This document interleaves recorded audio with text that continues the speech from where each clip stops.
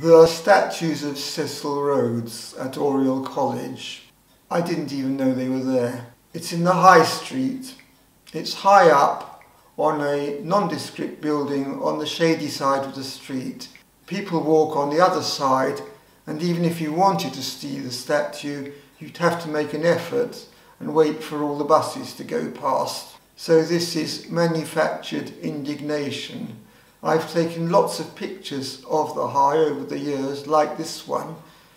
The statue is just out of sight. However, the protesters are onto something, but not the thing they're agitating about.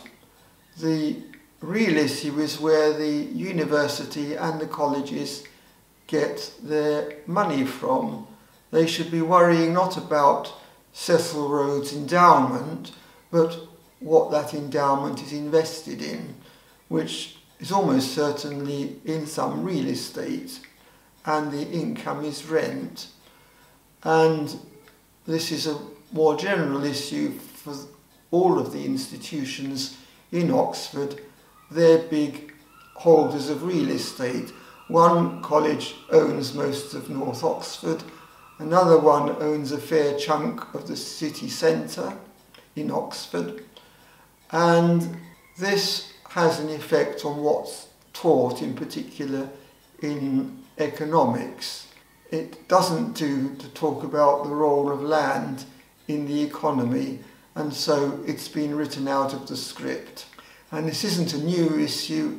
Adam Smith had exactly the same thing. He was the pensioner of the Duke of Buccleuch, who owns a fair chunk of southern Scotland. So Adam Smith refers to land value taxation in Wealth of Nations, but very obliquely. You can find it, you have to read between the lines. About 20 years ago there was a young fellow who was quite keen on land value taxation. He talked about it a little bit. Once he got his professorship, he said not another word about the subject. And if he had, he wouldn't have got his professorship.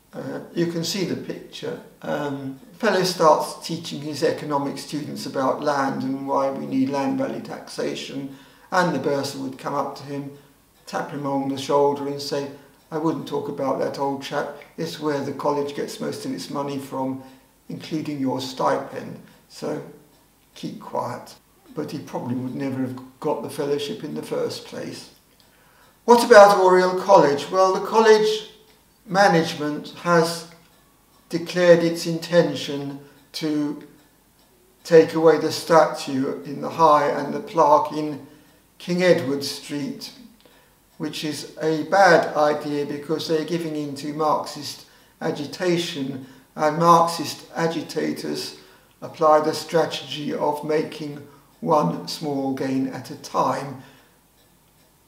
You can read all about that in Lenin in Zurich by Solzhenitsyn.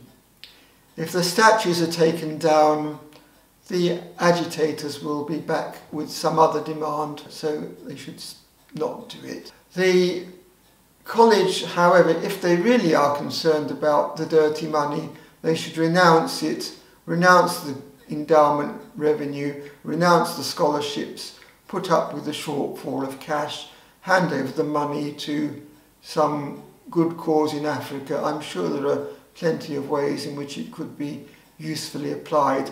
Taking down the statues and keeping the money won't help the lives of a single poor African